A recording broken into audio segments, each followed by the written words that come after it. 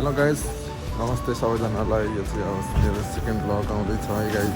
हामी चाहिँ अनि बिहानै अब यस्तो मर्निङ वाक हिँडेको दाइ भाउजू दिदी हामी सबै अनि यता चाहिँ यहाँ छिरेको छ 7-11मा यहाँ खोइ किन कफी खान होला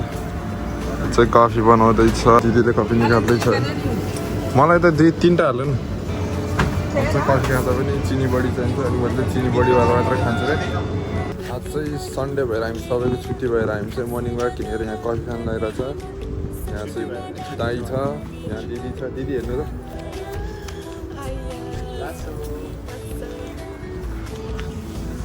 यहाँ चाहिँ जापानमा चाहिँ कफी बनाउनु पर्दैन यसरी बाहिरतिर पनि पाउँछ है जापानमा चाहिँ नेपाली पसलतिर चाहिँ यस्तो फ्ल्याग हुन्छ नि थाहा हुन्छ नेपाली पसल हो भनेर हामी चाहिँ अब यतिकै हिँड्न छ मर्निङ वाक जस्तै सिधा अगाडि दाई दिदी भाउजू अनि म कफी खाँदै हिँड्दा छु प्रमोट गरिदिएछ 1 केजी मासु फ्रीमा देऊ भने गरिदिएछ 1 केजी मासु फ्रीमा देऊ यहाँ चाहिँ 6वटा रोड छ क्या यहाँ एउटै चोकमा होइन नेपालतिर चाहिँ 4वटा मात्र रोड हुन्छ यहाँ चाहिँ 6वटा छ कता जाने हो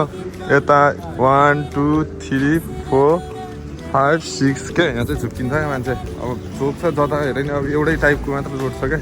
अनि मान्छेहरू चाहिँ झुक्किन्छ यहाँनिर चाहिँ मान्छेहरू नयाँ नयाँ मान्छेहरू त झुक्किन्छ है यहाँ के हो यो बिस्कुट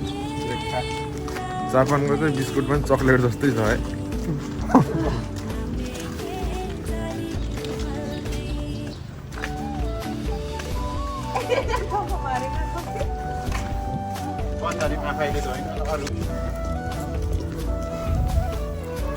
जापानतिर चाहिँ अब आफ्नो घरमा पार्किङ गर्नु ठाउँ हुँदैन यस्तोतिर पार्किङहरू छ क्या यसरी बाहिर पार्किङ गर्छ यहाँको चाहिँ अनि 2000देखि माथि दिनुपर्छ 24 घन्टाको पैसाहरू घर हुन्छ अनि उस हुँदैन नि त के अरे स्पेस हुँदैन नि त नेपालमा जस्तो पार्किङ गर्ने त्यही भएर कोही कोही चाहिँ हुन्छ फेरि यस्तो भित्रतिर राख्ने तर ठुल्ठुलो स्पेस हुँदैन क्या नेपालको जस्तो गार्डन सार्डन भएको कहिले हुने होला यस्तो घर बनाएर पार्किङ गर्ने यहाँ चाहिँ घर जलेको रहेछ अनि हामी चाहिँ त्यही हेर्न आएको होइन तर जापानको चाहिँ घरभित्र पनि यस्तो उयसहरू मात्र हुँदो रहेछ क्या फलामहरू मात्र हुन्छ क्या नेपालको जस्तो नहुने चाहिँ पुरै फलाम र काठ मात्र हुँदो रहेछ क्या जापानतिर चाहिँ यस्तो पुरै फलाम हुँदा केही छैन यो बिल्डिङ हेर्दा मेरो टोपी नै झर्छ के हो यहाँ चाहिँ यस्तो बिल्डिङ हुन्छ अनि म चाहिँ माथि हेरेको टोपी यहाँ फास्नु आइसक्यो तल छ होला यो बिल्डिङ ल्याएर हेर्नु यस्तो जग्गा पुरै ठाडो अनि माथि हेरेको टोपी नै झर्नु लाग्यो माथि हेरेको टोपी नै झर्नु लाग्यो ह्याप्पी लोसार है सबैजनालाई लोसार चाहिँ भोलि हो हामी चाहिँ अब अझै ह्याप्पी लोसार एडभान्स छ अझ पनि अस्ति पानीमा चाहिँ अनि यति घुमिरहेको छ यहाँ केही दिने हो कि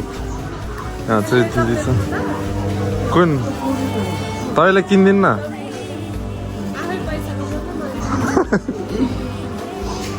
मैले किन्यो भने मिठो हुँदैन क्या किन्यो भने मिठो हुँदैन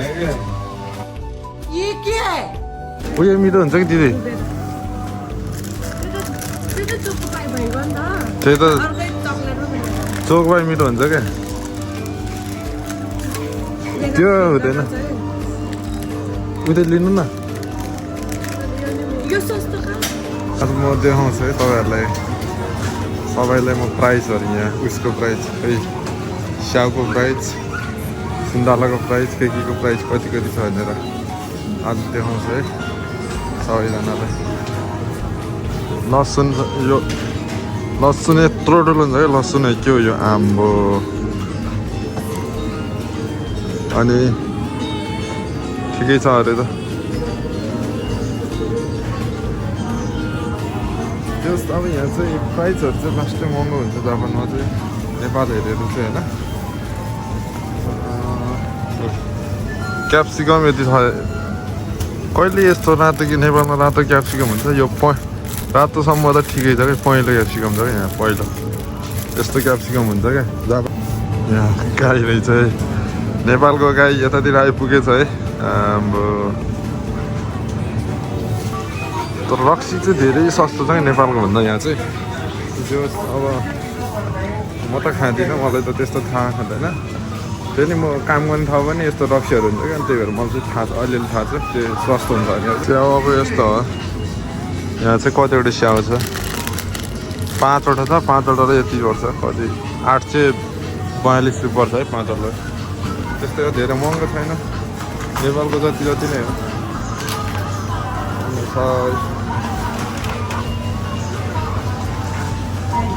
के छ प्राइस चाहिँ? अनि चामल यो चाहिँ 5 केजीको चामललाई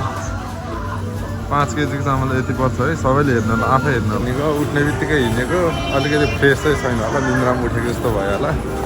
10 बजी उठेर मर्निङ वाक आएको थियो आज, त्यही भएर अब यहाँ चाहिँ यता दाइ भाउजू चाहिँ हिँड्दैछ। हिँड्यो आज, अनि खबी खायो, यतिकै रमाइलो भयो। मर्निङ वाक भन्नाले अब दौडेर हिँड्नुपर्छ हुन्छ होइन, यतिकै हिँडेर बाहिरतिर हिँड्दा नि फ्रेस हुन्छ क्या। स्याउको अब यहाँ 150 ट्याक्स समेत 150 भने ठिकै त। यहाँ नेपालको जस्तै प्राइस छ क्या, यहाँ चाहिँ त्यस्तो फरक हुँदैन। हामी चाहिँ मर्निङ वाक सकेर सामान किनेर रुम फर्किँदैछु है। अब यहाँ चाहिँ तरकारीहरू किनेर अझै रुम फर्किँदैछु। त्यही गरी छैन, यो डेली भ्लग नआए पनि 1 दिन 2 दिनतिर आएर आउँछ, जे जस्तो छ जापान लाइफ कस्तो चल्दैछ कस्तो हुँदैछ भनेर हाल्छु म चाहिँ होइन। त्यस्तो रमाइलो छ जापान, त्यस्तो रिग्रेट केही छैन। सब्सक्राइब गरिदिनु होला है सबैजनाले। अनि यस्तो चाहिँ हाम्रो चाहिँ रुम उयो अगाडि सेतो भनमा हो। सबैले भिडियो हेर्नु होला, सपोर्ट गर्नु होला होइन। यस्तै हो, भिडियो डेली त हाल्न भ्याउँदिनँ होला, म कहिले काम जान्छु, कहिले कलेज जान्छु, भ्याउँदिनँ। सो 1 दिन 2 दिन बिराएर चाहिँ भिडियो म हाल्छु सकेसम्म। सो के कस्तो हुन्छ डेली अपडेट दियोस्, जापान लाइफ कस्तो छ, कस्तो छ, के हो, कसरी चल्दैछ भन्ने म चाहिँ डेली अपडेट दिन्छु। अहिले खान्छु सबैको यस्तै हो लाइफ, कहिले राम्रो कहिले नराम्रो, कहिले सजिलो कहिले गाह्रो। नमस्ते ह्याप्पी लोसार है सबैजनालाई।